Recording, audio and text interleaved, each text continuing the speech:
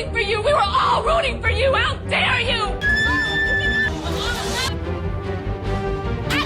Acting, that was bad.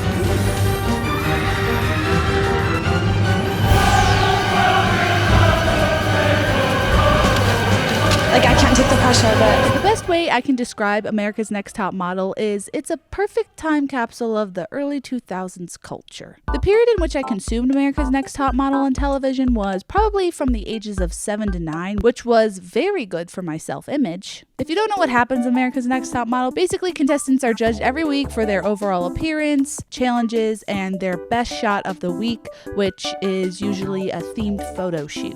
Each episode, one contestant is eliminated. America's Next Top Model, and I mean this, is one of the most controversial shows in television history. I've recently been catching up with America's Next Top Model because it's on Hulu, and on cycle 4, I noticed that there is a missing episode. Episode number 5. Very curious. I had to investigate. Cycle 4, episode 5 is called The Girl is Contagious. Why is this episode not on Hulu? Lucky for me, this episode was on Amazon.com for a whopping $2. So I purchased it because I needed to see what was going on. Okay, the intro to this show is, and I know that I do overuse this word, iconic. The way I would just like watch it and just ooh, yes. Ooh, yes, yes. Also, the text on screen being so generic and is it relevant? Fierce beauty, fabulous strut, fresh personality. The 3 pillars of being a model. So we're getting to the bottom of The Girl is Contagious. Who is contagious? What is the contagion? We got to figure this out. This morning, I have a couple spots on my face that are actually breaking out. And they look like little, burn circle things. Michelle is the girl that is contagious. Michelle has these spots on her face and the girlies are concerned. Something to know about Miss Michelle is she's going to keep to herself. She kind of is a lone wolf among the girls, and so that just amps up the theories of what's going on Michelle's face a little bit more. I don't know what's going on with Michelle's face. She says she just wakes up with these sores. So maybe she hurts herself to make herself feel better. Something about Noelle is I feel like she's a drama starter. Noelle's going to start drama. She loves to instill it. She loves to brew it up. Witchcraft or... I was like, do you, worship the devil? Witchcraft. Oh, you've caught me while I'm exercising. Being a sorcerer is actually very physically demanding, and you need to be strong. But there's been 2 challenges that has come with building my strength. 1, consistency.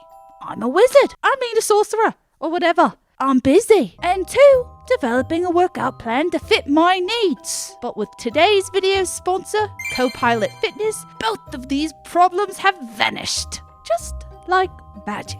I know I want to exercise because it makes me feel powerful and strong. But walking into a gym and figuring out what to do to make me strong is difficult. I want to be able to crush a watermelon with my quad muscles. But what exercises do I do to achieve that? CoPilot Fitness is the key. I met with Cara, my personal trainer, who is very lovely, and explained to her my fitness goals. And she developed a plan and schedule that worked for me. She even adjusted my workout based on my location because I am a sorcerer and I am always on the move. Traveling didn't stop me from working out.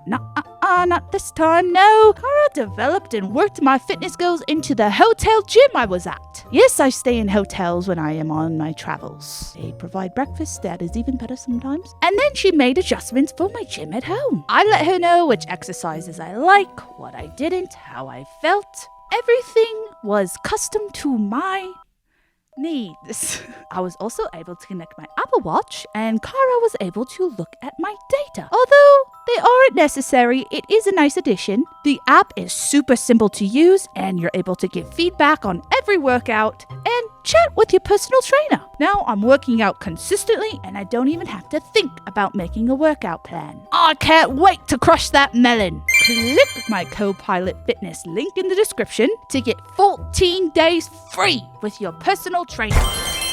The girls are learning to do makeup, and the person teaching them is this old man that's clearly in costume and makeup. Y'all better work it, girls. Mr. J is one of the hosts, I guess, of America's Next Top Model. Just a very iconic character that you do need to know. Everything's looking pretty up to standard with their girls are learning something, they're doing makeup, you know, what you would expect on America's Next Top Model. This packaging, I just imagine it in my mom's bathroom and I could smell it. And I remember trying it. So the girls were being pretty supportive of Michelle despite them theorizing that she did witchcraft. They are in person being really kind to her, which is really nice. Face. A little bit more blush, and you are good to go. Look pretty. Michelle's like, hey, I don't need your niceties. I'm going to be stressed out regardless. And so they're like, okay, maybe this is why she's breaking out. You know, maybe it's just stress breakout type of situation. I think it's also good for all of us to recognize that the girls on this show are so young, like 18, 19. When I was younger watching this, I was like, oh, they're like 30 or like 25. No, they're 18. A lot of them are so young and subjecting themselves to this. After the makeup lesson, Tyra shows up and she kind of acts as the girl's therapist. The red hair with the blonde highlights is the modern day, what is it, cowboy copper hairstyle that's like very trendy. Hey, I believe the first one to say it. I think that this hairstyle is kind of iconic. It looks kind of delicious. Okay. What I love about Tyra in the show is she does this thing where she asks these leading questions and it's like, yeah, this is all very stressful, not knowing if I'm going to call your name every week. Yeah, it's very stressful. So, you know, we're going to have a little therapy session, and lucky for you, I will be your therapist. See, I don't know if that's like the stress. So the girls are talking to Tyra about their problems, and what's so funny is Tyra will be the first one to yell at a girl if she's not wanting it enough. So when she does hear about their problems, she maybe diminishes them a little bit. Maybe, sometimes.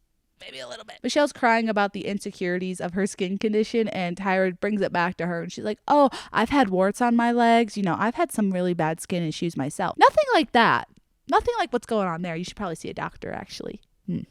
One thing I love about Jay is he loves to like get people to say things with him, but no one really knows what he wants people to say. What did we do yesterday? Makeup. Clean, fresh, natural look. For the challenge of the week, the girls have to do haute couture makeup. And first they learn what haute couture is, and then they are challenged to do it. They had 45 seconds to do haute couture makeup, which is a really crazy thing to do. And it's like, how do you expect anyone to do anything in that amount of time? Anyway, that doesn't really matter. Michelle's skin continues to get worse. What's going on? What's going on? Why is Michelle's skin getting worse? You know, is this going to get really bad? Is this going to get bad? Noelle's on the phone with her mom, and her mom's like, oh, there's a flesh-eating disease going around, Noelle. This is not good. That girl probably has the flesh-eating disease. You've got to be careful. And of course, Noelle, who does like to start drama, spreads it around to all of the girls that Michelle potentially has a flesh-eating disease. And so the girls really take that and run with it. Have you been hearing anything about this like skin disease that's spreading around and like is incurable? Yeah, I have.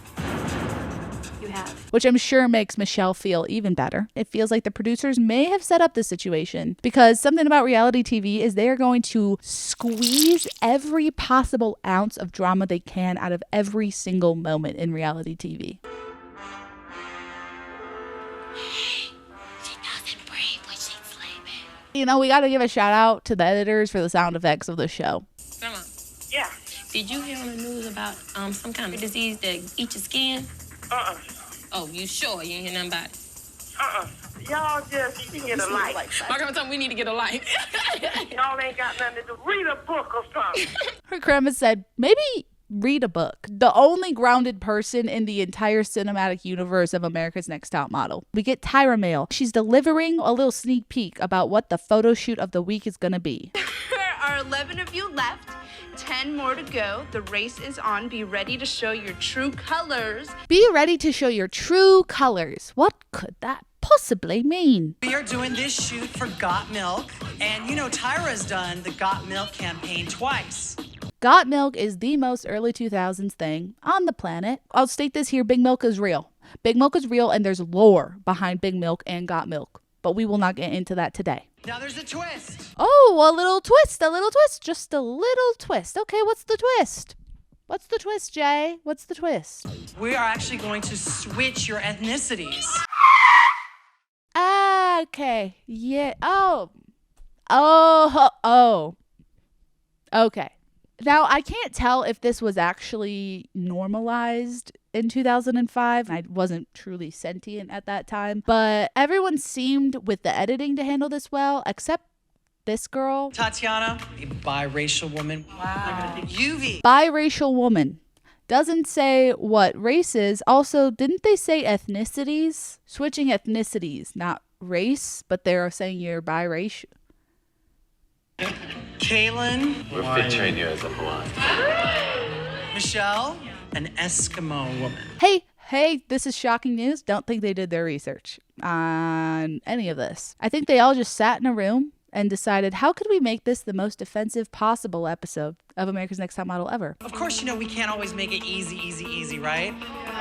So you guys are gonna be posing with someone. You wanna meet who you're posing with? Yes. Come out here, Jared. Come here. They brought a child into this. They brought children into this. Just what do you think? Hey, how could this get worse? Let's bring children into this. I think that's a good idea. Give me pills and cream and stuff. This girl walking around like this. Huh? It's crazy to me that the craziest thing about this episode is centered around Michelle's skin condition and not the insane photo shoot challenge of the week.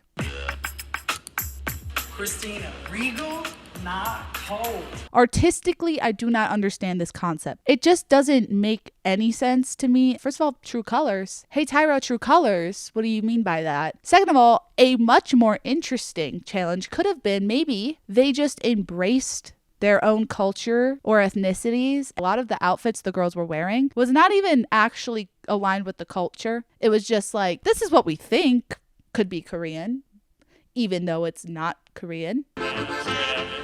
Yuvi let herself get a little distracted by the child.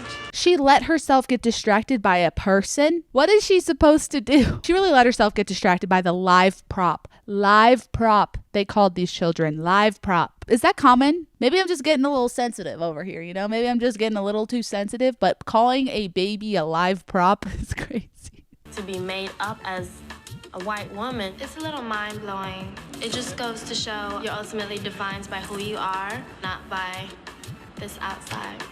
I feel like this is an attempt to be like, the inside is what matters, but done in the worst possible way.